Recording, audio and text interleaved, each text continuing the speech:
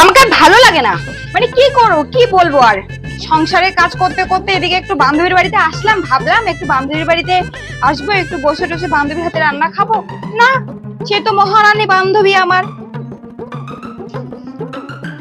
আহ, এতটা পড়ে গেল।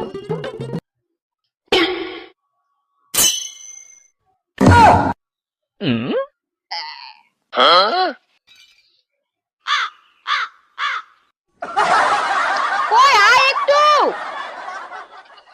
শোন না, বললাম কি তুই একটু লবণটা দে, আমি একটু ওয়াশরুম থেকে আসছি, ঠিক আছে?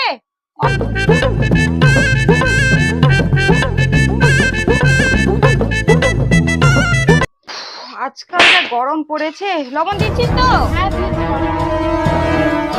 অল্প দিয়েছিস তো? হা হা হা আমি